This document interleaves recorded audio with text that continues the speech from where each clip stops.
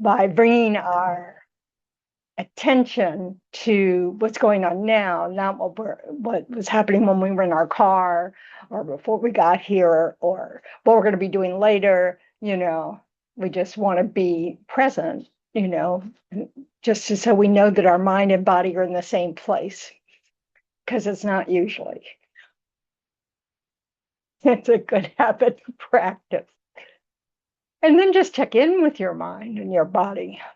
You can use the breath to relax any spots of tension. Make sure your face is relaxed, your forehead's relaxed, your jaw's relaxed.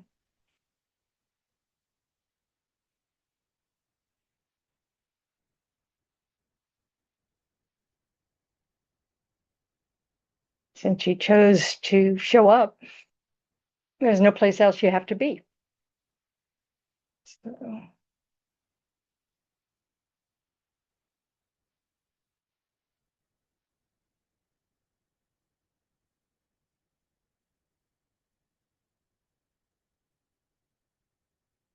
and try to bring to mind whatever reason it was that brought you to the class.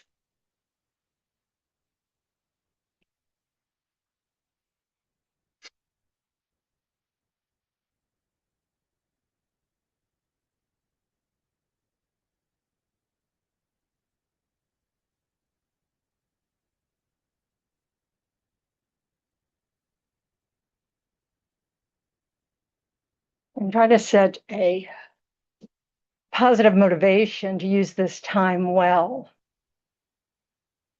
or at least a motivation that fits the reason for you being here.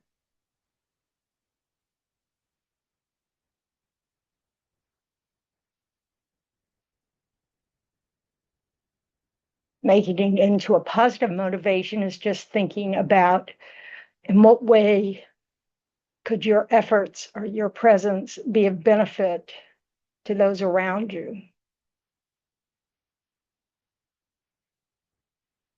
How might this help you become completely enlightened for the benefit of all sentient beings? How this might be a benefit to just be a better person today, this moment, next moment.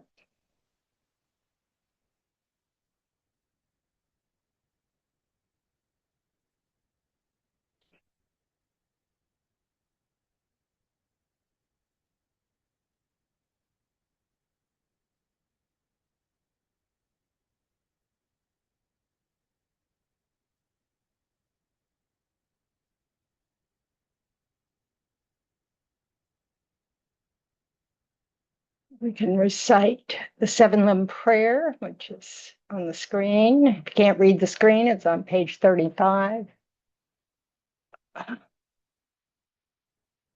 Reverently, I prostrate with my body, speech, and mind. I present clowns of every type of offering, actual and imagined. I declare all my negative actions accumulated since beginningless time and rejoice in the merit of all holy and ordinary beings. Please remain until the end of cyclic existence and turn the wheel of Dharma for living beings. I dedicate my own merits and those of all others to the great enlightenment.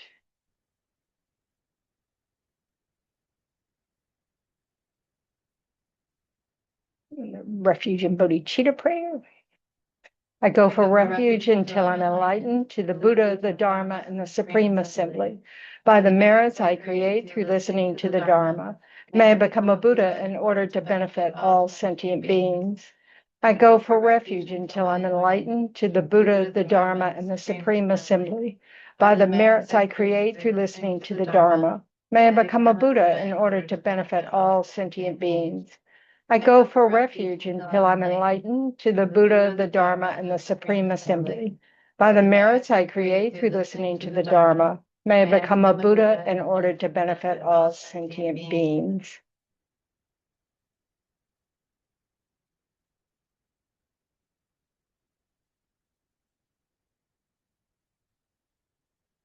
Okay, so we've been talking about mind and its potential in this class. How are we doing with that? How you doing with the readings? Good module. Um, It's a good module. It's very. yeah. Hello. Hello.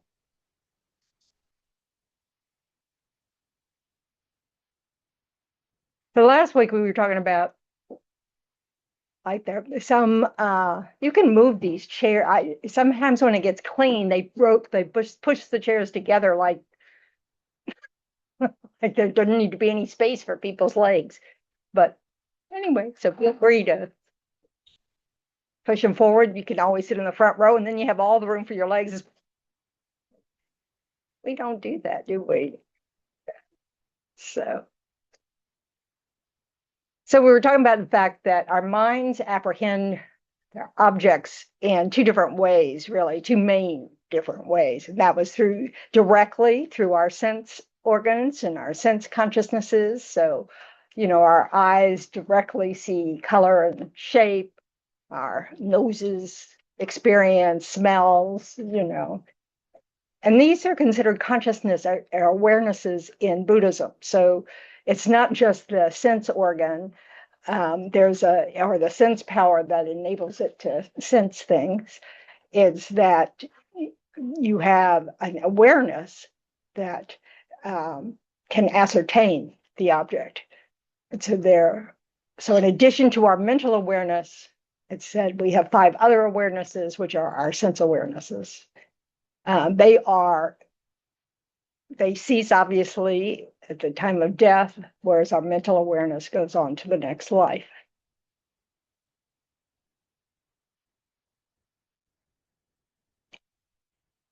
Another way of dividing the mind, which I'm not sure if I mentioned it last week or not, so get there.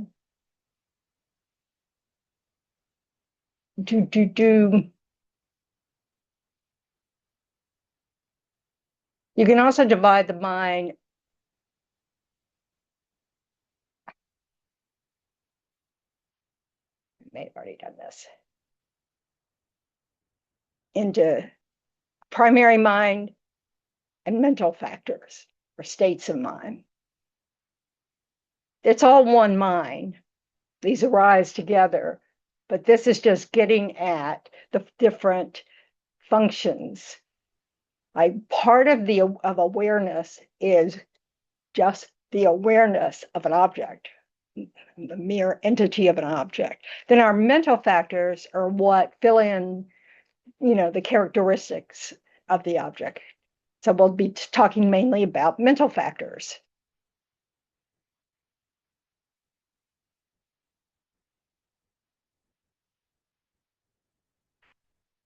Main minds, that primary mind, which is just a phrase. It doesn't mean that there's a first mind or a mind that's more important than the other mind. They're all one mind. It's really much like the hand.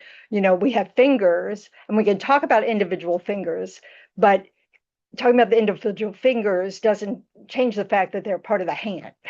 So we can talk about, the mind being as if it's a hand, and that they're mental factors that can be, identified as a useful tool on understanding how our mind works. One of the capacities of mind, one of the things that mind does is it reflects the object.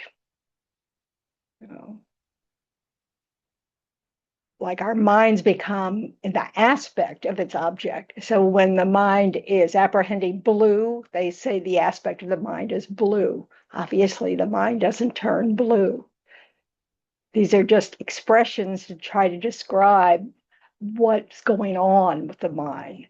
So the mind literally reflects the blue, and then the mental factors are what discern that it's blue, not red. It's, this part of the rug is blue, whatever. I mean, it's the one that gets down to the narrow aspects of it. So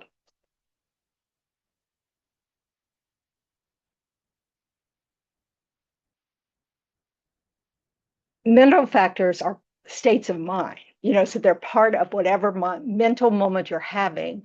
There's mind, and it's made up of mental factors. Does that make sense? I don't want the jargon to throw you off. And again, the brain or in the central nervous system, whatever is made up of, is a big support for the mind, but it's not the mind, according to the Buddha. The mind is a non-physical capacity to know.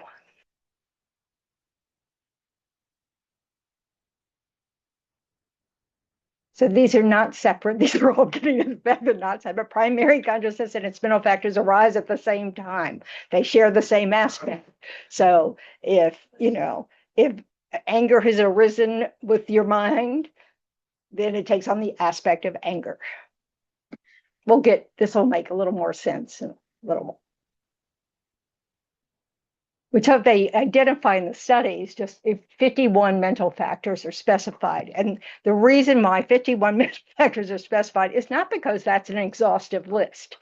It is because they are the main minds we need to either cultivate or abandon in order to be liberated from cyclic existence. So we talked about the sense consciousnesses last time. All our mental factors can be either virtuous or positive mental factors, those that are helpful to lead us out of suffering, that aren't suffering minds. Non-virtuous or negative, this is the states of mind that increase our suffering, not just in the moment, but in the long term as well. And sometimes we may have a state of mind that seems like, this isn't such a bad state of mind, but it's actually a negative action. And it will result in suffering in the future. So we want to learn what those are. And then there's neutral, like most of the things we do every single day that are just routine for us. We have kind of a neutral mind. We're not thinking about it at all. We're just, it doesn't, do anything unless we're out of time, and then we're starting to rush, and then we create a non-neutral state of mind. So main mind is like the movie screen. States of mind are like the activities going on the screen. It's our ripening karmic seeds determine the feeling that each mind experiences. Our uncontrolled habits of mind determine what we're projecting on the screen. So this is being an analogy. It can't, it's not perfect, but this is the idea that we have objects that we encounter, people, things, weather, but we project onto them our perspective. We bring our history of habits of mind, and those influence the way we respond to whatever object we come in contact with.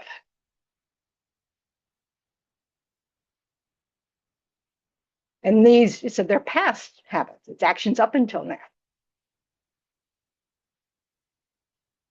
They divided the categories of mental factors, these 51 mental factors, into mental factors that are always present with the mind.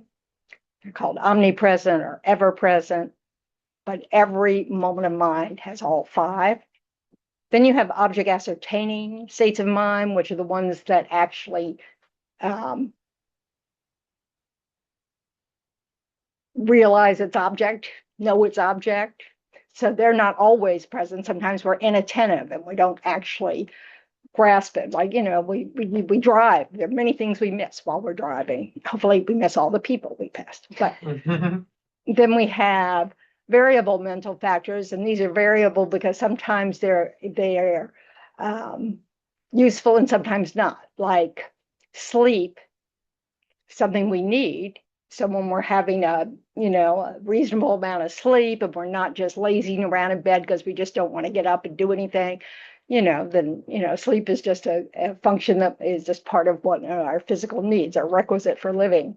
But when we're escaping into sleep, then it becomes, not a positive habit, it becomes a negative habit. And regret. If you regret something that was a positive action, then you're turning that regret, that regret's actually not a positive regret. It's like when we regret being generous. We're turning something that would normally be positive into a negative action.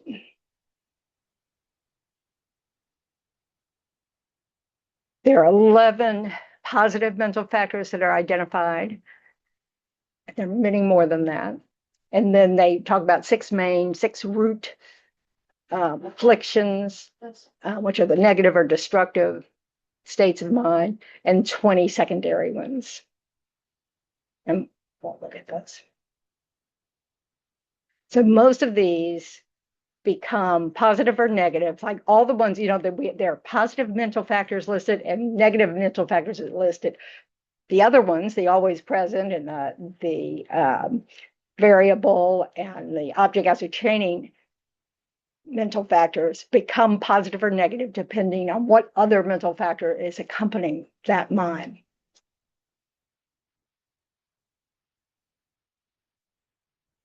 So the 5 mental factors that have to arise or do arise, put it that way, this is just a description of what's happening, are contact. Contact is just the mental factor that arises with your contacting an object. So it's just this idea that, when one of your awarenesses, picks up on an object, then you've got contact, just like, I don't know, sci-fi movies talk. It's nothing out of the ordinary. It's just that your awareness, the object, and the sense power of that awareness is active, so that you actually make contact with the object, as opposed to all the things that you don't see or hear when you're, rushing through your day, so you don't actually make contact with them.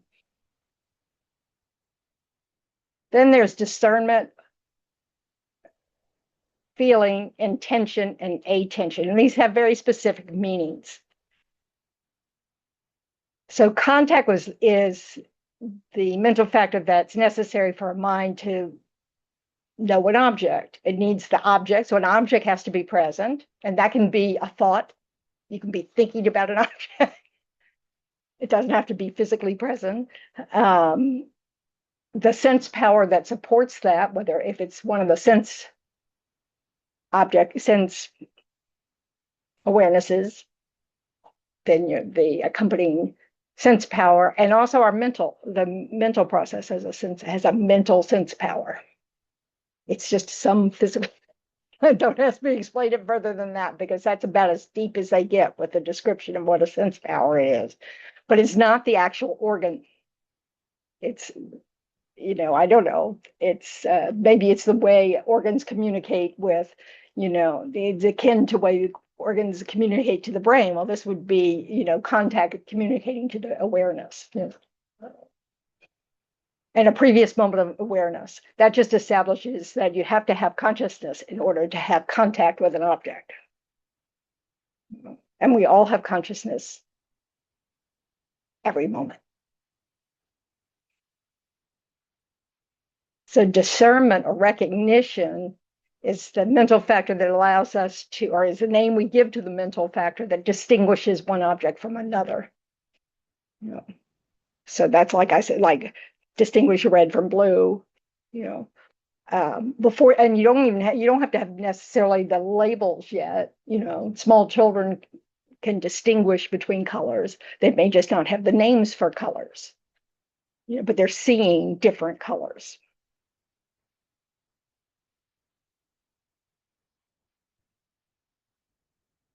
If our discernment isn't strong, we might not remember that we came in contact with the object. Feeling in Buddhism is the experience of pleasant, unpleasant, or neutral. That's it. It's none of the stories that we put with it. Those are other mental factors. Okay. So when we refer to feeling when they're talking about mental factors, they're just talking about the mental factor that experiences pleasant, unpleasant, or doesn't really experience anything. It's just neutral.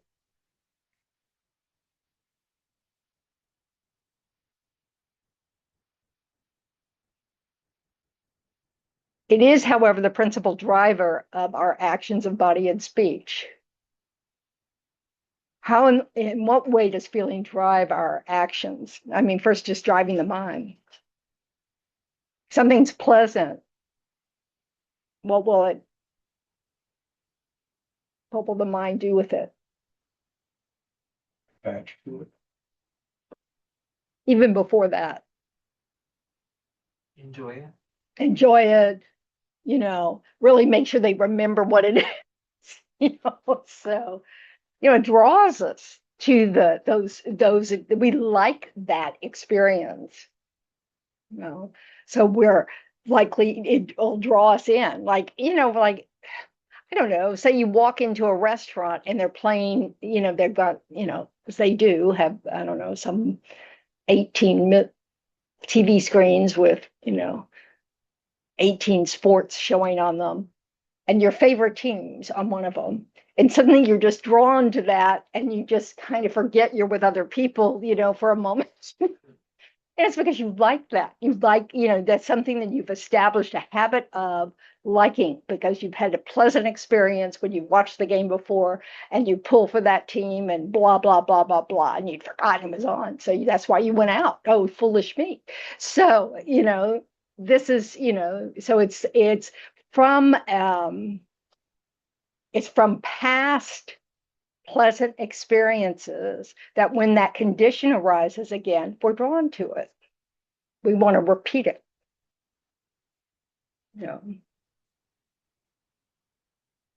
So we become conditioned to it. And also that pleasant feeling is sort of a conditioning factor for the future. So if you introduce to something new that you like, say, then it becomes a new thing you're drawn to, and it conditions you for the future. So like if you're trying to change a habit, say you're trying to develop the habit of being more generous, when you have success with this, you may start having a pleasant feeling when you think about this new habit of generosity. And that will help condition you to being drawn to doing it again in the future.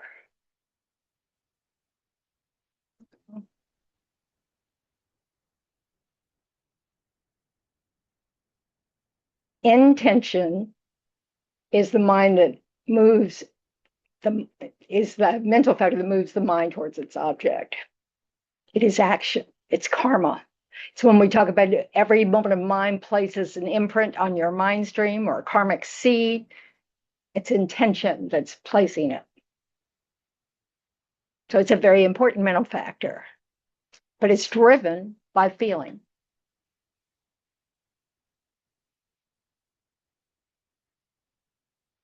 And attention is a mental factor that focuses the mind. In other words, it's, you've grabbed the attention, the object, you connect it, and it grabs your attention, and it's what enables you to apprehend the object. You focus on it, and you zero in on it. And this is all happening in every moment, so it's very rapid.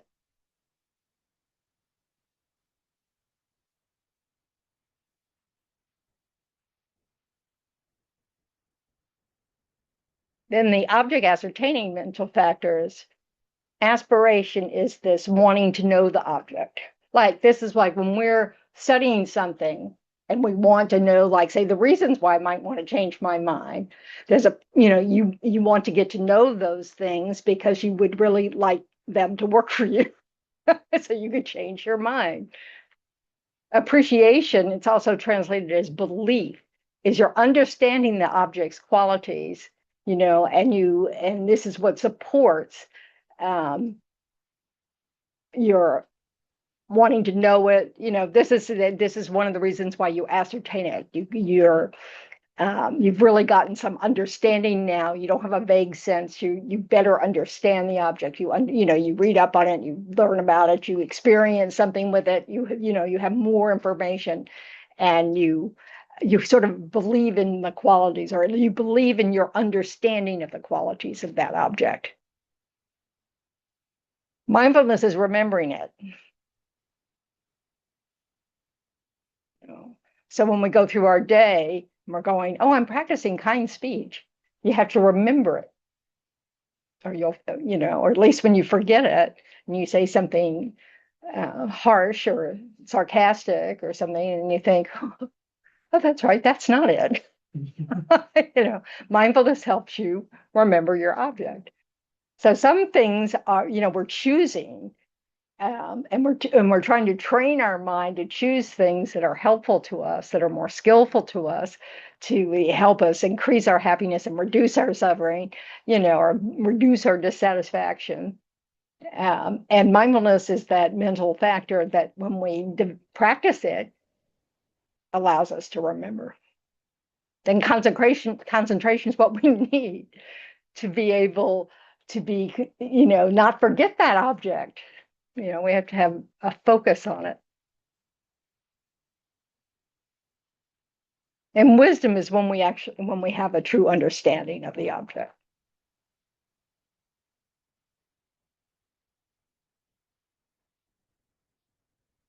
What's the difference between understanding of the object and appreciation? Specifically in the, I guess, semantics of using the word understanding. Yeah, it's by degree. Okay. So you have, in order to have wisdom about an object, you would have to have all these other things. You'd have to remember the object. You'd have to have, in order to know it, you'd have to have had some concentration on it, some focus on it, some information about it. You would want to know it. So that's what gives you that desire to keep penetrating, the subject.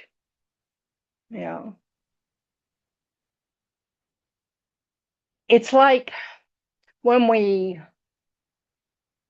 study for a test in school, we may have memorized everything and we may be able to reproduce that on the test. And then 3 years later, or 3 months later, or 3 weeks later, or 3 days later, if someone asks us, blah, blah, blah, we kind of go, I should know that. But we don't know it. We have not really ascertained the object. We've been able to use our short-term memory for long enough to reproduce it, but we didn't take enough interest, enough time to actually, integrate it in our mind. Yep. Is there a way to help, by learning about the mind, is there a way to try and remember things better instead of just letting it go? Focus. Just focus is the way. Concentration, developing your concentration, being able to place your mind on a chosen object and stay there. And you have to practice that. I mean, I just would like to recall things. You can only do it is if you pay attention from moment to moment. So like if you want to recall someone's name, you have to really listen to their name. Then you have to do something to remind you of that name, like repeat it, Then you have to, the next time you're trying to, remembering it, you have to, how can I pull that up? And if you can't, you have to use that faculty of, aspiration and say, I can't remember your name. Can you share it with me again? Because you want to know it. So you need to do all these steps in order to clench it, it's there. So, and it won't be there necessarily forever. And that's partly because of appreciation, whether, whether we believe it's really going to help us or do us any good, or, or whether we, familiarity is a large part of this. So something that we do repeatedly, or, some situation where, it's like most of us, know a whole lot of the family stories in our family to the point where we really would like them never repeated again, And that's through familiarity, and sometimes you can almost tell the story exactly like your great aunt tells the story, Yeah. I guess I'm just hopeful. It's unlikely that there's some shortcuts, such like as speed reading. Concentration is the shortcut. Well, speed reading works because the people doing it are concentrating. Concentration is an incredible skill, and it takes the discipline to develop it, to cultivate it for things. We all have to use concentration to learn any new skill. So we all have the capacity for it. We've all proven it. None of us would know how to do anything if we, on our own, without the YouTube video telling us each step. If we hadn't concentrated at some point and learned how to do it. What we have to do is value knowing whatever it is we wish we could remember. You have to motivate yourself, and then you have to bring it to mind again and again. We just don't, there's no easy way to do that. We have to accept we have limits as well. We're not going to remember everything. But when like one of the things that's so cool about the Tibetan method of study is, it's an oral tradition. They're not allowed to bring their books to class. They don't bring their books to the debate courtyard. They don't, they have to memorize every page of the text in order to go to class. And they don't have to do it all at once. They read, they memorize 2 sheets, which is literally the front and back, one piece of long paper, every day, go to class, get a teaching on it. Then they go to the debate courtyard and debate it. How does that help? Familiarity. They have to recall it in order to understand the teaching. They have to recall it in order to successfully debate it, So they're very good at remembering because they've done this their whole lives. Their first course of study when they're children in the monasteries is to memorize all the prayers. And they memorize a lot of the text. They don't know what they mean.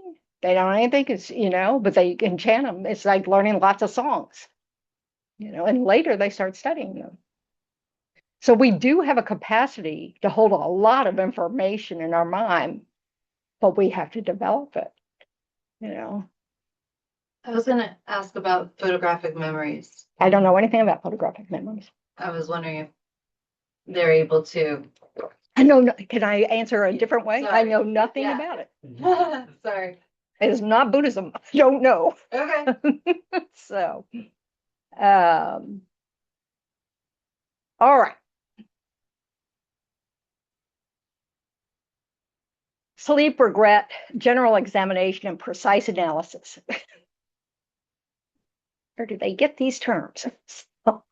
These are the variable ones. They're sometimes helpful, sometimes not helpful, depending on, what we're bringing to the picture. General examination is more cursory. You're just kind of, like you read a recipe and oh yeah, okay, then you make your grocery list, but you haven't really, read the recipe thoroughly. Because when you come back from the grocery store, you still have to go, oh, that's right, I was supposed to do this first. So you have to really get it. So obviously they're much more complex things that we have to even have more precise analysis, like what to adopt and what to abandon. So, these are just these are just different mental factors. So like one of the reasons they bring, what makes it variable, because, you think that an acquisition of knowledge is always a, kind of good thing. Depends on what purpose you want it for. You can have great mindfulness bank robbers. They're great at mindfulness because they really don't want to make a mistake. They want to remember all the steps to how to rob the bank, all those kind of things. And every moment of that, since their motivation is to rob a bank, is negative.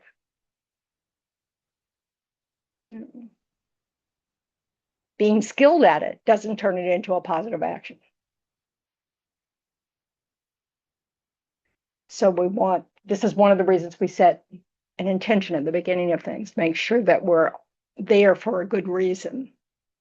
And not if our self-interest is present, that doesn't mean it's necessarily bad or anything, because, we have jobs, we have, there are things that we do that, so we show up to, I don't know, it's probably debatable, but, like if you want to be elected to an office, people have to know who you are. You have to, get out there, blah, blah, blah, blah, blah. And so you're doing it for the purpose of getting elected. But if you want to get elected in order because you really think you could benefit your constituency, if that's the right word, you know, it's positive. You know, I may not agree with what your opinion of that is, but your motivation's positive. You're trying to benefit others by doing it. But you have to do a lot of stuff to make yourself known, you know.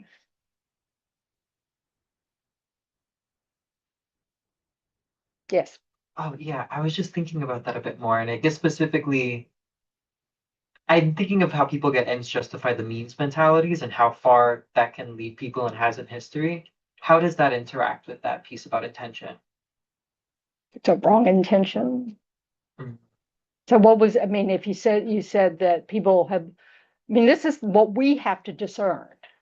We Mhm. can't necessarily discern it about someone else because we can't read their minds.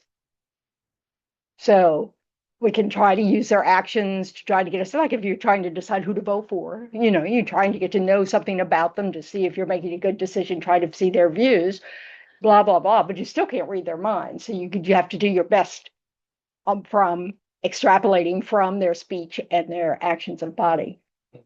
So how would Buddhism think of somebody who has a good intention, but what they're actually doing is causing harm? Then they're mistaken. That's a mistaken state of mind. Okay. And when most of us are mistaken most of the time, you know, because we're ignorant. For one thing, often we assume we know the best thing to do when we don't. That doesn't mean we shouldn't do something, you know, it's just a matter of like, we need to understand that we are limited from our view because we can't read minds. We don't know everything, you know, but sometimes we just disagree, you know, and so it's, you know, so judging others' motivations is really tricky business because we can't read their mind. So we're having to guess at their motivation. So we can judge actions, but judging people is a whole nother idea, and it's kind of a mistake.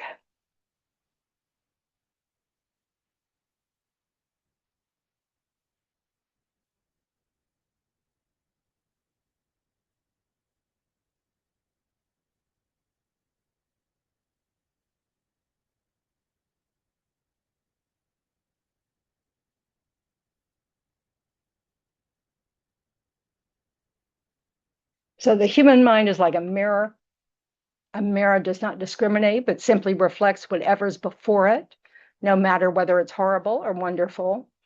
Similarly, your mind takes on the aspect of your surroundings. And if you're not aware of what's going on, your mind can fill with garbage. So what's this about?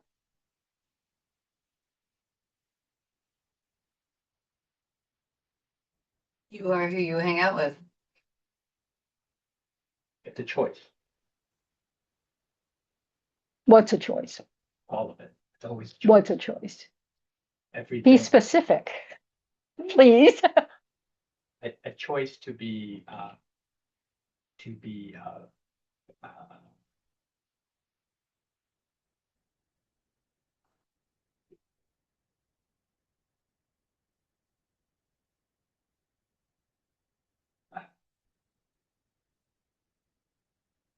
to uh, to recognize an error. You see, that's key. We have to recognize what we're filling our mind up with, you know? So we need to explore things. We need to question. We need to go, you know, am I jumping to a conclusion here? Am I watching, like it's like, sometimes when you're watching a program, like if I'm watching the news, I have to decide whether I'm listening to it in a skillful manner or if I'm just feeding my attachment to my own view, and then some days I can't stop that. So I have to turn off the news because I'm just feeding a state of mind I want to abandon, which is grasping at my point of view as if it's always going to be the best point of view, the right point of view, the da point of view. Why is that important when you're listening to the news, to recognize that? Are you listening to the news when you're grasping at your view? No. All you're doing is thinking about your own point of view and grasping it. It interferes with listening, you know? And selective listening. Hmm? Selective listening. Well, or thinking you're listening when you're really not. What you're doing is looking for an opening to put your 2 cents in. You know, so yes, you know, it's a choice if we're paying attention. We want to create the condition for choice, and that is not following our habits just because it's a habit. You know, if you recognize, you know, I always do this, at the end of the day, maybe it's not a good idea. Maybe I'll change that. You know, so we want to be able to develop our inner wisdom about whether what we're doing, whether what we're watching, whether what we're reading, what we're listening to, if it's helpful or not. Yeah.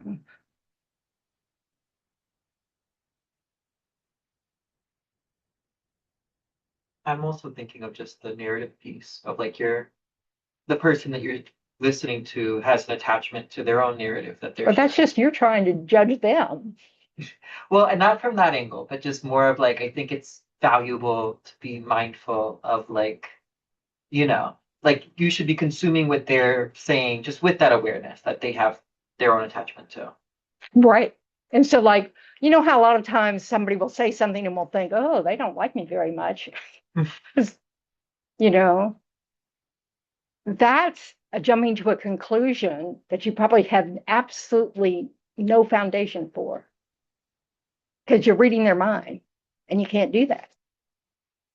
You are projecting onto what they just said a nuance that might not be there because they too have all the afflictions and all the negative habits, you know, also. You know, and mostly they're not thinking about you at all. That's fine, just like you're not thinking about them. It's like so many times our conversations with others could be happening in an empty room by yourself because you're really not interacting. You are getting something off your chest, and maybe then they get something off their chest. You know, it's just, you know, we're not really engaged. And then we have to ask ourselves, is that going to benefit me in any way or anybody else in any way? Maybe if I'm showing up to get to know people, I should listen. I should engage. I should try to be interested. Maybe I needed to learn some skills to how to, you know, display interest, how to, you know, what kind of ways you can ask good questions that bring out more information, you know, blah, blah, blah. Being willing to recognize when you don't know. Somebody's talking about something, you realize, I'm not understanding what's being said at all, you know, and try to get some clarity. Ask them for more information. But so often we're just attached, you know, this pleasant, unpleasant feeling that we have in every moment is driving us. You know, like we might, you know, I'm not sure I'm interested in finding out about how that machine works, whatever it's talking about. You know, I remember my father used to do a lot of work with management of factories and things. And he knew so much stuff about how things were built because he took an interest in what they did and what was going on. And he asked questions about all these machines and all stuff. And I just thought that was so cool. But, you know, if I walk into a factory, you know, I just stare and go, how did they come up with this? But I don't actually find out, you know. And so I don't have not only the knowledge that he had about how machines just like, I find them incredible, but that's as far as I can seem to be able to get, but also the people that were working with these machines, who had to deal with the problems of these machines, who had all, all this kind of stuff, had to deal with all the people who were doing the machine, blah, blah, blah, because it was in management level. So, we want to see if, and so what does that matter? Well, if we're interdependent, interconnected, people matter. Our conversations with people matter. How we interrelate with them matters. Isolation is one of the biggest mental health problems we have in this country, and part of it's because we're just closed off. And that just doesn't mean just to them, it's that we're closing ourselves off. So we want to see if we're doing that, so we want to recognize when we're taking a condition that's there, because we often interact with people, because either through our jobs or our schooling or, whatever it is, that we could make good use of in terms of expanding our compassion, our wisdom, our opportunities for generosity and kindness and patience and, helpfulness in general, because we're not engaging with the other people that are present. So we're watching that game that was on one of the 18 screens. So it's just a matter of all these processes involve things like, if you're trying to develop a new habit, you need to remember you're trying to develop a new habit. Then you have to remember, so you have to recognize when you're not practicing it. And then if you see a condition where you could practice it, go, this is one of those opportunities. Let me go for it. So, it's a process of really getting familiar. This is where meditation helps. I mean, it doesn't have to be formal meditation, but this is why sitting quietly and thinking about what it is you want out of your experiences and reflecting on what, why it might be a benefit to you and how can you go about it. Really reflecting on that, looking at your life and going, if I'm isolated, do I have the opportunity to make some friends, to have some, companionship or whatever, So we have to look for these things, but then we have to recognize what our mental obstacles are, what our speech obstacles are. It's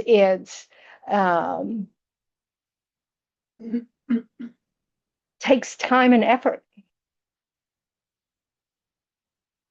And so understanding how the mind works helps us recognize our mental obstacles.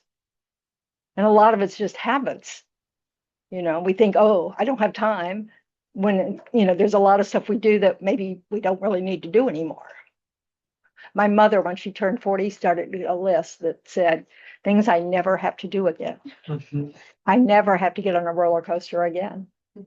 Her kids were, I never have to. And she only lived to be 56. So, hey, it's never too early to start those kind of lists. I don't have to do that. So, uh,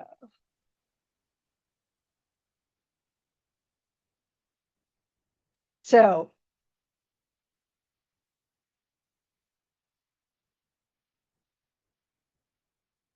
the thing that's creating a lot of garbage in our minds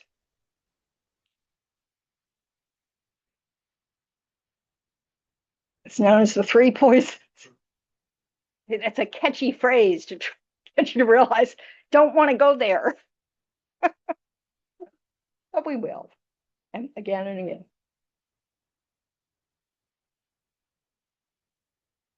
So attachment, anger, and ignorance, attachment, aversion, and ignorance, attachment, anger, and confusion, but basically it's, anger, attachment, and ignorance.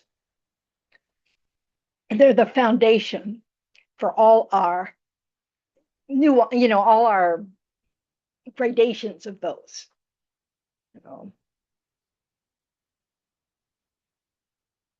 And the basis for those is basically our confusion about phenomena and about the experience of pleasure, displeasure, and neutrality when we come into a contact with an object. We equate happiness with pleasant experience. So when something, we have the experience of pleasant, this is pleasant, we start to exaggerate the importance of that experience or that person who was the condition for that experience. And when we chase it, as opposed to just experiencing those moments and enjoying them, that's fine. Nothing wrong with that. But since we think happiness, the source of happiness is finding things that produce that effect, that experience of pleasantness, we chase after anything that causes that feeling. Hence, we become addicted to our favorite foods, our favorite TV shows, our favorite books. I mean, we live in a society that just nothing but feed our craving. It's constantly, oh, you don't have this? Check it out. And that actually is a dissatisfied state of mind. The mind of craving is dissatisfied. The mind of craving doesn't have what it wants in that moment. So it seeks it. And then what happens when you get it? You want more? It's not good enough. What happens when you get it? It doesn't meet up to your expectations. You need What more. happens when you get it? It's just a temporary. You have a temporary pleasant feeling, which reinforces the idea that, oh, this is a good thing, because we're mistaking the pleasant feeling for the object. We think it's external to us, this pleasant feeling. I have to have this object for this pleasant feeling. But actually, pleasant feeling, according to the Buddha, is the result of past good actions, positive actions. So you've met a condition like chocolate cake, Ice cream. ice cream, a beautiful day, for me, cool weather. You met a condition that your habits, that's your response is that it's a good condition for a pleasant feeling. But the pleasant feeling itself is actually a result of past positive actions. What we do instead is we think our happiness or our dissatisfaction dwells in the external object. So we have to have that object or avoid that object. We don't make the leap to understand that it's actually an inner process. Whether an object feels pleasant or unpleasant to us doesn't mean that we have to have an unhappy or happy mind. We can have a happy mind even if we have unpleasant experiences all day long. So that's the difference. It's not equating unpleasant feeling with an unhappy mind or dissatisfied mind. It's just what is in that moment. And we don't have control over that. What we have control over is our response to it. If we keep looking for just a series of pleasant moments, we'll be dissatisfied as soon as it's faded away. And so we keep chasing something. Can you have a constant happy mind and still appreciate that chocolate cake or that ice cream? You can always enjoy things. It's the craving mind that it can be a condition for. Like, oh, I have to have another one, or I have to have it every day. Who would have thought somebody would figure out if you take 20 minutes to make a cup of coffee, you will have people standing in line and willing to pay $4 for it. Are we crazy? It's like, but that's all about. You can order exactly what you want. the kind of milk you want, whether you want it frothy or not frothy, if you want it, caffeinated or not caffeinated, or if you want a little taste of chocolate in it, or if you want it, blah, blah, blah. I mean, it's just endless. They've got our number, and you will wait in line and pay an exorbitant amount of money for that little moment of pleasure, which is just getting what you want. I was trying to think about this, and how is it that we become, I don't think content is the right word, because that's still based on the outside. No, contentment is actually an inner state of Is mind. it? Yes, but Okay. we think it's coming from the outside. How do we find our happiness within? Is it just kind of Practice. knowing our worthiness, or? It's not chasing external objects for happiness. It's doing things like how I act matters, how I speak matters, what I'm thinking about matters. Happiness, or however you want to put it, peacefulness, contentment, is an inner state of mind. We can have it regardless of the conditions. Conditions help, but when you're really practice at it, they are not the main thing. So things like acceptance of what is helps. Equanimity helps. Or okay, so this is pleasant, so this is unpleasant. So, having that attitude towards our encounters helps. Because we're not just chasing our emotions all day. We're not just, oh, I need another sensory delight. And then as you get older, it's like getting hopeless, folks. It's just, good luck with that as every part of your body falls apart. It's just different, and everything has a consequence, right?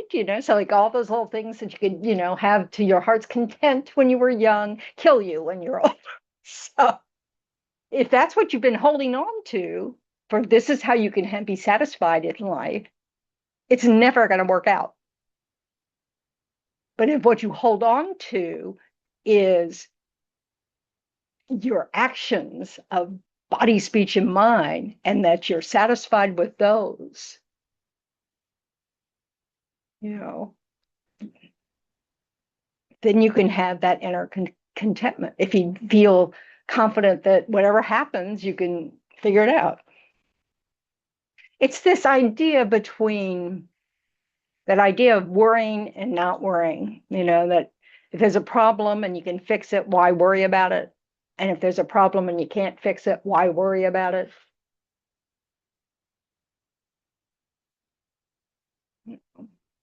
This grasping constantly at changing what is, thinking that your happiness depends on it. That's a mistaken idea. Your happiness doesn't depend on it.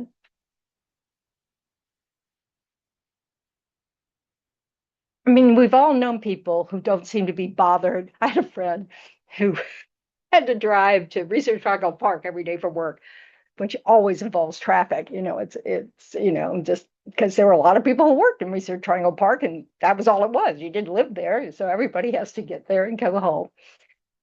And he said, he just finally decided one day to drive 60 miles per hour and not worry about anything else, And of course he was paying attention and all that stuff, but that meant everybody passed him because they all drive 90, and all this kind of stuff. But he just didn't worry about it, and it didn't he didn't get all tense or whatever. It just was going to take as long as it took.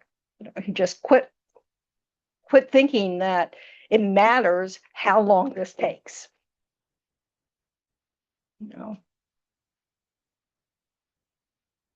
I wanted to thank you for a suggestion that you gave me along this topic about writing down your worry and then putting it in a box or an envelope and throwing it away. And I have made some improvements in not worrying about things that I can't change. And I have a little worry box. It's called cognitive offloading or anxiety extinction. And I just thought that was awesome. Yeah, it's just it's helped. these are ways to, if we recognize, well, this is not a helpful habit, but it is a habit. So we have to accept we have the habit, but that we can change the habit. And that there's going to be some dissonance while that's happening. They'll take a little time. Some things are pretty easy, like you realize, I don't have to worry about that at all. Like my mom making that list, and just, I don't have to do that ever again. So, that just gave her the confidence to say, no, I'm sorry, I'm not going to the amusement park with my grandchildren. So, it's just, that kind of thing. But other things, we still have a belief there's something in it for us. It's like when we hold on to our anger, we think there's some power there. And so we're mistaking an effective tool for dealing with something that you want changed, with a state of mind that's never going to bring you anything but suffering. Because we don't solve things by anger. We solve things by the actions we take after we've gotten angry about something and want to change it. And some people get so skilled at just recognizing when things are not right for them, they don't get angry at all. They just enact things to try to change it. And people who have been long-term activists are like that have been able to stay in the game for decades. When I worked for the World Conference on Racism that was in South Africa quite a long time ago, I would go to all these meetings with all these activists who'd been around for a long, long, long time, and you could tell a tremendous difference between those who were no longer angry about it. They had total confidence in their point of view. They knew there were going to be people that would disagree with their point of view. But they didn't get caught up in this thing like, you must agree with me. They just did what they did to try to change laws and try to, but they didn't, and the people who were still angry, you could see a world of difference in their ability to have a life. So we do have to accept that all sorts of things go wrong. And if our happiness depends on them not going wrong, that's just a no-win situation there. It's like when you make a plan for a vacation, and you can think, and the weather has to be perfect, and then it has to be perfect, and that's just a perfect setup to not have a good vacation. So, and that's a mind. Those are our expectations is an inner process. And it's one that is trying to predict the future and thinking that my happiness or my satisfaction or dissatisfaction depend on how it works out when we don't have control over them. Does that make sense? And so starting to recognize these different states of mind, and like where we realize, oh, I'm exaggerating the importance of this. Whether it's a negative thing or a positive thing. When you're exaggerating the negative thing, it can lead to anger.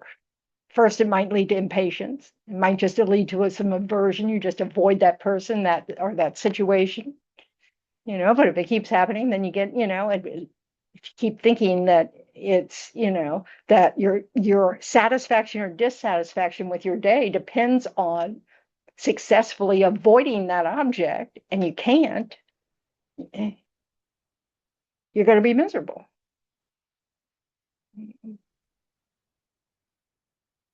That's thinking that your happiness or your satisfaction, dissatisfaction rely on external events, people, objects.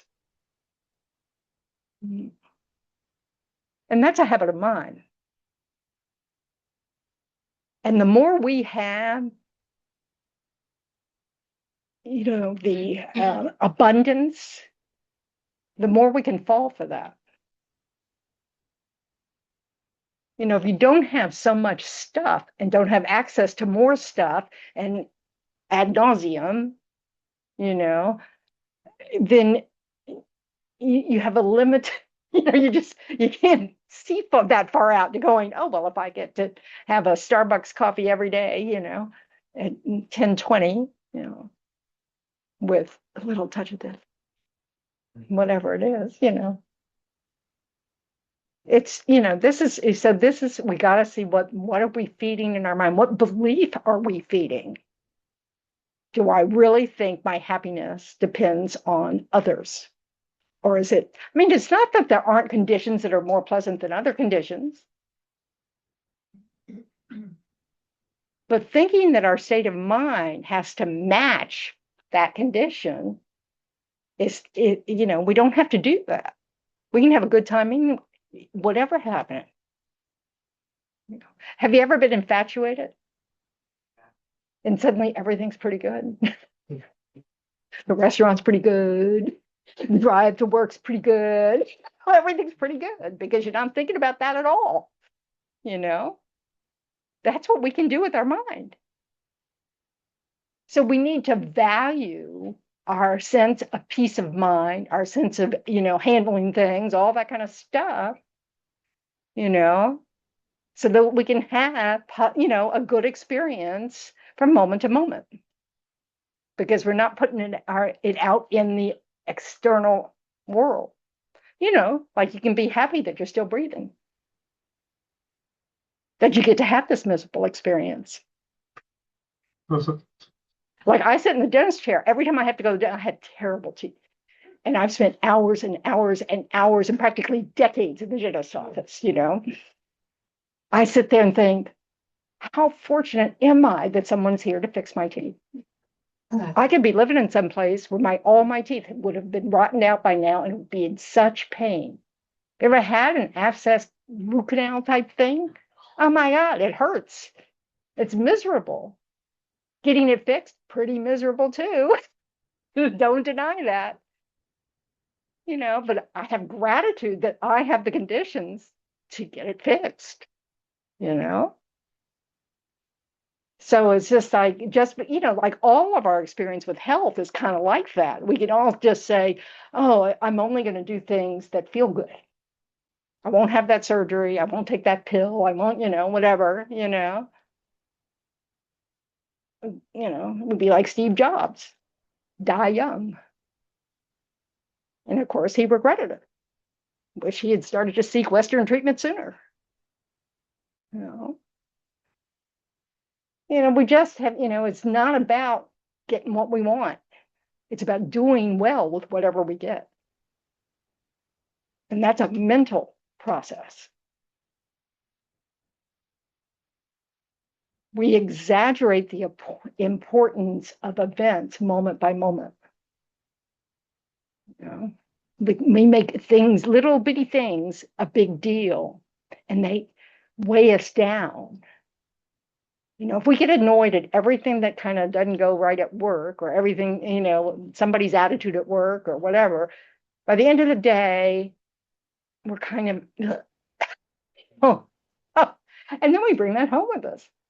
I'm sure your family's thrilled. It's, you know, so this is the problem, and they're doing it too. I mean, this is not, and you're not even alone in this picture, you know. So it's recognizing that we have this wonderful potential with our mind to not be reactive to external events. Doesn't mean we can't enjoy the ones we like. Doesn't mean we can, you know, not like the ones we don't like. I mean, it's not a matter of preference. It's a matter of, you know, how do we deal with that? Do we overreact? Wouldn't it be great if every day was like this? I mean, this afternoon I was thinking, man, I was just reading these 3 texts that were just wonderful, you know, and I'm just reading and reading, going, oh, if I could just do this every day, well, I could do this every day. What kind of idiot am I? You know, so it's this understanding that we don't always have a choice about almost we never have a choice about what's evolving, what's unfolding in our day. But we do have a choice in how we respond to it. But since we think, this is this idea about confusion.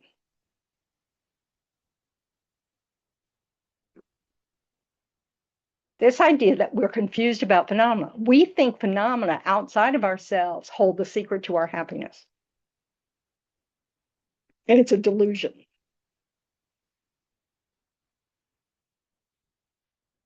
We think our feeling, our experience of pleasant, unpleasant, or neutral is a big deal. It happens in every moment of mind. How big of a deal can that be? And it changes.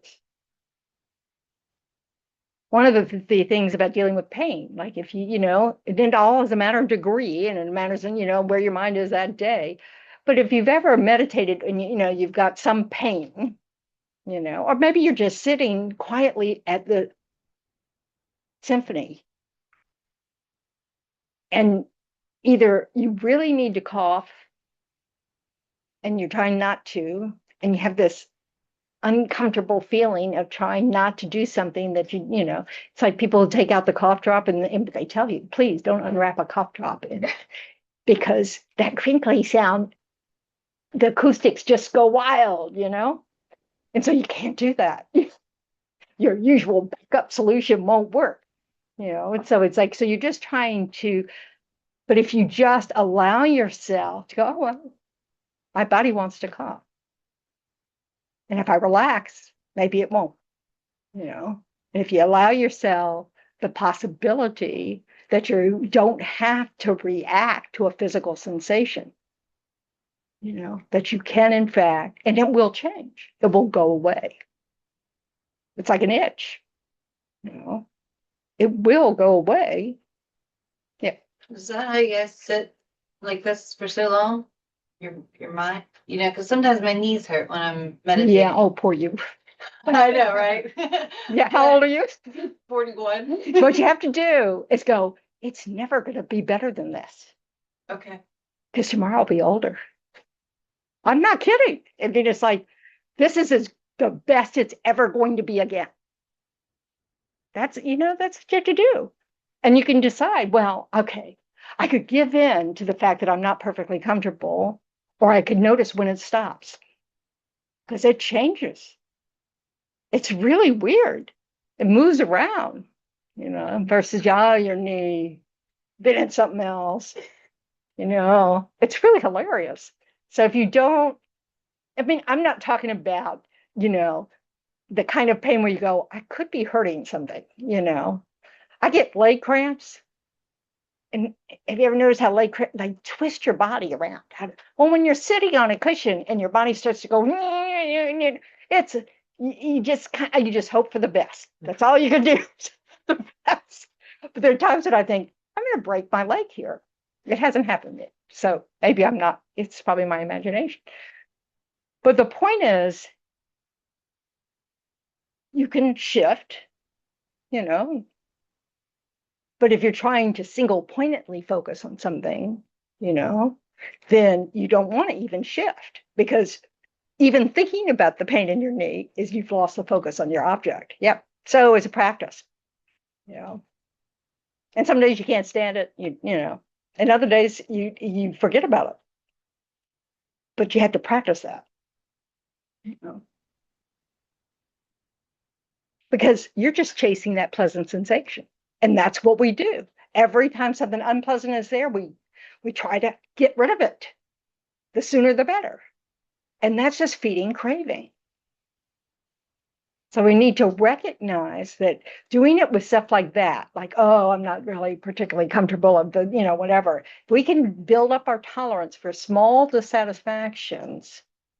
We'll get in the habit of noticing that they go away. They pass. Everything is temporary. It doesn't mean there are not times when we have to go to the doctor, But, The disturbing emotion of attachment, that mental factor of attachment, is an exaggeration of its good qualities, and we chase it. But it's not an accurate state of mind. It is an exaggeration of something we've experienced. It's like we eat something we like, we think every time we eat it, we're going to like it. And that's just not true. And that everybody in the world should like it. That's also not true. It's not in the object. Your pleasant experience is just a whole bunch of conditions coming together, including the one that was a positive action in the past, ripening as a pleasant experience happening. It's almost, the chocolate cake has very little to do with it. It's just a condition for that seed of positive action to ripen. Anger is the same way. Aversion is the same way. It's just an exaggeration of the negative qualities of something. When aversion gets strong, it leads the mind that wants to harm that external object that you think is the source of your anger. And this is why we want to check that mind as soon as it arises, because we see what anger can do.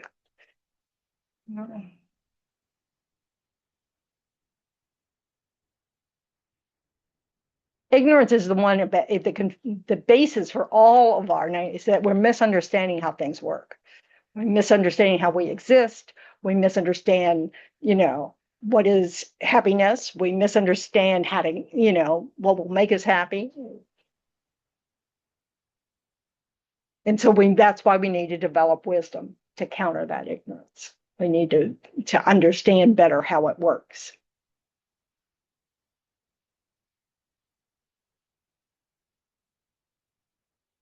I didn't get very far tonight. Yeah. The chocolate cake is a condition and the karma is the cause for that sense. That pleasant feeling. Pleasant feeling, which is just part of pendant origination. Yeah. And it's the bigger part. Right. Yeah. It's like, most of us have a mixture of positive and negative actions from our past. Sometimes we're, kind and pleasant and use pleasant speech and, we're helpful all the time and we're generous and we're patient and all this kind of stuff. And other times, not so much. So we're kind of a mixed bag. Sometimes we're extremely helpful to others. We notice we're mindful of what they need. We're considerate to others, and other times not so much. So we're creating all these imprints on our mind stream for positive and negative results in the future. So if we chase that,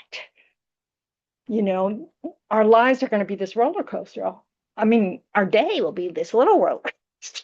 We're just going, oh, that was nice. Oh, that wasn't nice. That was nice. That wasn't nice. That was nice. And on it goes. When you have those thoughts, when it's sort of like, can't this just work one time?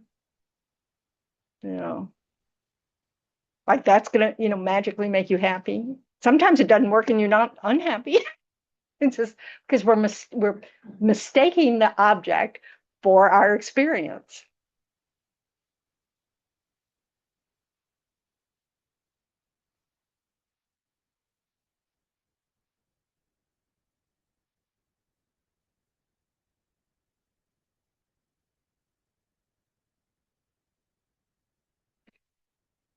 And the foundation for all of this is the fundamental, this root affliction, where our view of our body and mind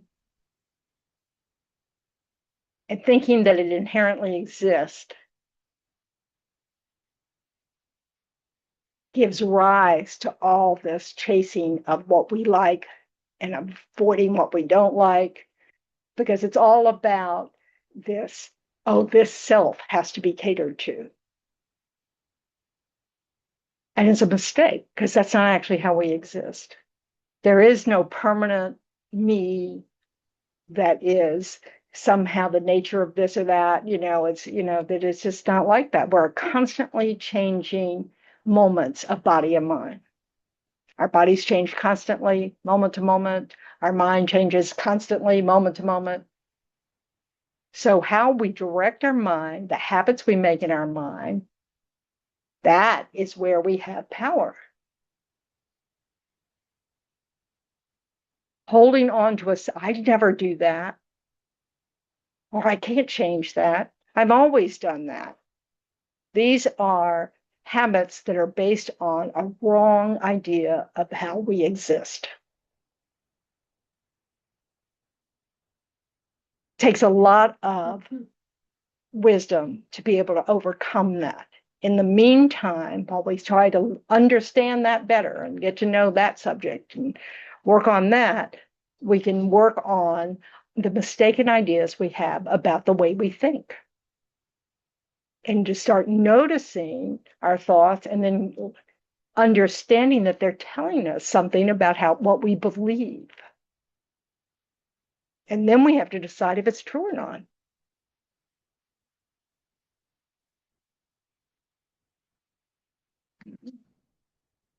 And we have to question ourselves, question our beliefs.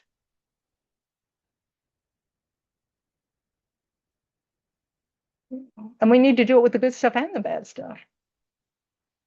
Because our exaggeration of both parts gets us into trouble.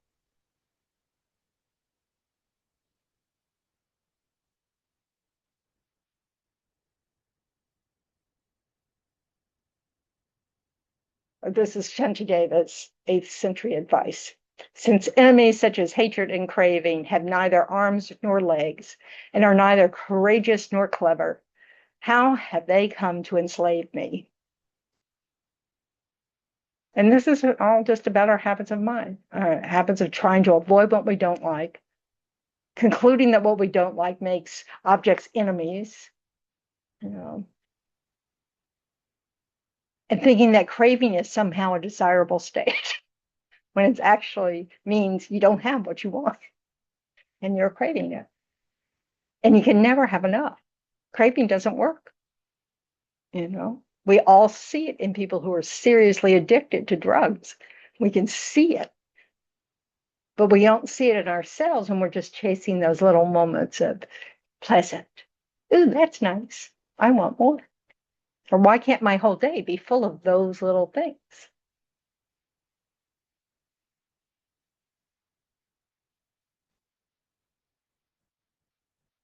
I decided there was nothing else to write about this. They're just, these are, this is just to give you a clue that there are many, many, many states of mind. It's not just anger, attachment, and ignorance. So anger, wrath and vengeance and spite and jealousy or envy, cruelty, all of these have its roots in anger.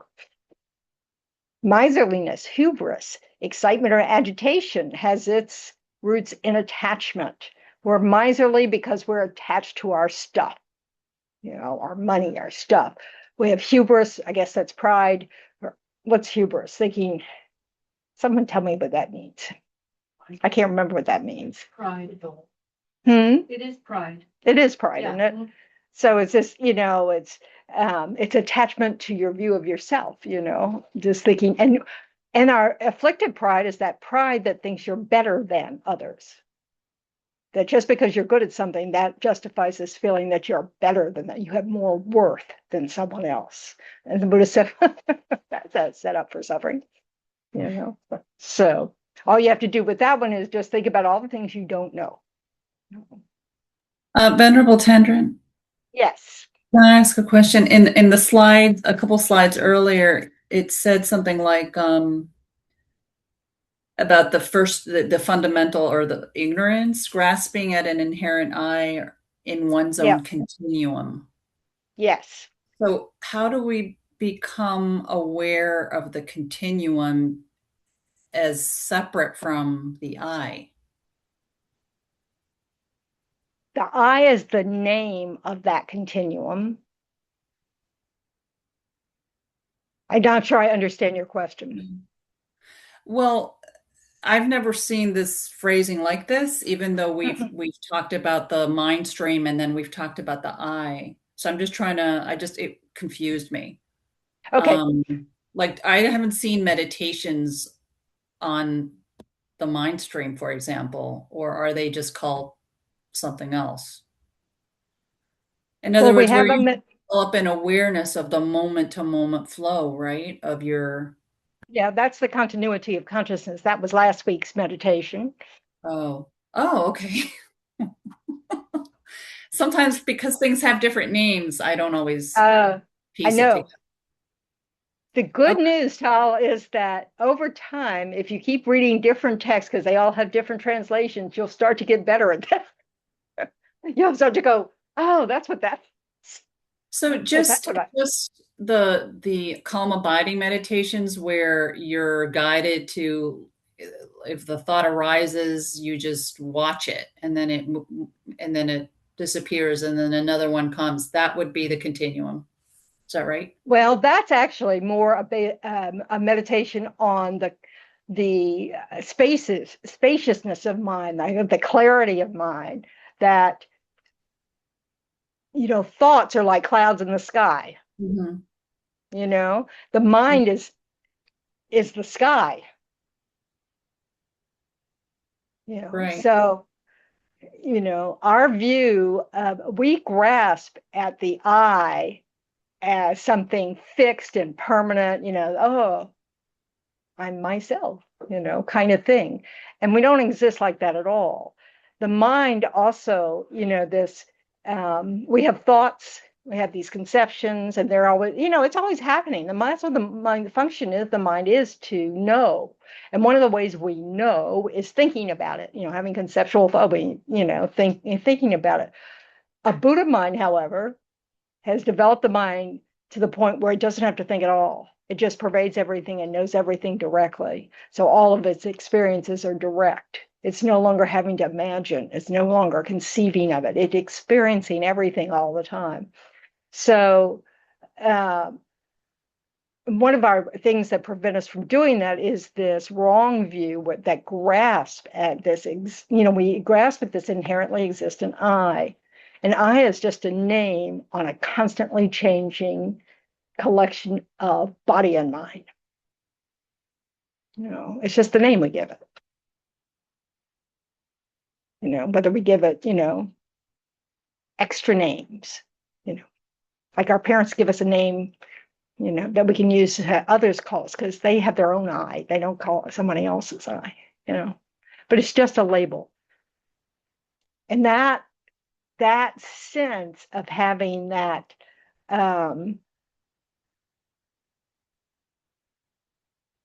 there's something about I and you that's fixed is one of the mistakes we make. And it keeps us separate from each other. It doesn't recognize our interdependence and interconnection, our dependent arising, that actually it all depends. It's like when we talk about an unpleasant feeling, that, oh, we're having an unpleasant experience. Well, whether that's good or bad depends, doesn't it? Because you might learn something from that, or you get better at whatever skill you're practicing and, you're clumsy at it in the beginning and it's unpleasant. Doesn't mean you'll never get skilled at it. It's just a clue. Oh, I don't know what I'm doing yet, So anyway, so there's also a meditation. I'm really getting bad at this meditation bit. Okay, there's a meditation on the mind is knower, or the clarity of mind, that's in on that list on the website. And so being able to sit without focusing on anything except the background of our minds. We get caught by our thoughts, right? We think something and that kind of interesting, so we have another thought. But the mind, the clear nature of mind is actually reflecting everything we're experiencing, everything we're seeing, everything we're thinking about, all those things. It's always happening, you know. And so being able to sit quietly and just observe that, to be present with that, which is not easy to do. Nobody thinks it's easy to do, but you can get used to that, and it's a very peaceful place. Our mind. Yeah. So, continuity of consciousness was the first one, then it's equanimity, and then clarity of consciousness. Clarity of consciousness is what I'm was talking number about. 3. Yeah. I think- Equanimity is sort of a, you know, Right. T-wise just thing. So, There are, yeah, it's just if they go to the list, it'll have 5 meditations on your right. DVD. So I'm talking about clarity of consciousness. So if you try that, give that a try, you know, that will give you some, our mind's not just our thoughts. We have direct experiences as well. And so we want to notice. And notice how changeable our thoughts are. They end. They come up. And if we feed it, it'll become a story. You know, and all of a sudden 20 minutes have passed. You know? So work on that. All right, we have to say some prayers. Because it's the rule.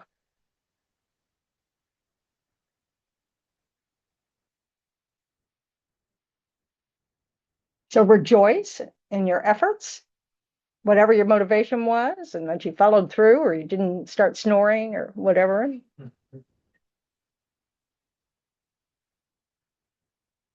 You know, that you're, you know, trying to understand your mind better, and that's a great thing.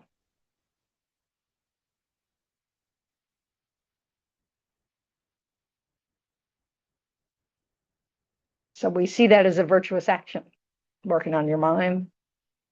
Due to the merits of these virtuous actions, may we quickly attain the state of Guru Buddhas and lead all living beings without exception into that enlightened state. May the supreme jewel bodhicitta that has not arisen arise and grow, and may that which has arisen not diminish, but increase more and more. Just as the brave Manjushri and Samantabhadra too realize things as they are, I too dedicate all these merits in the best way so that I may follow their perfect example.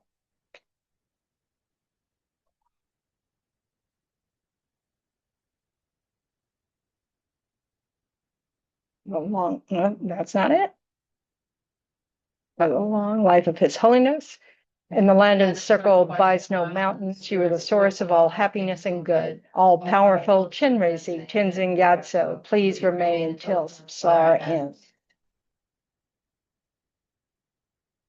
And then for the swift return of Lama Zopa Rinpoche, fearless teacher and assembly of the children of the victorious, Shravakas and Pratyeka Buddhas, victorious Losam father and sons, along with the lineage masters, all the objects of refuge of infinite lands, please bestow the virtue and goodness of accomplishing this prayer here and now, holding and spreading the Muni's precious and complete teachings through explanation and practice.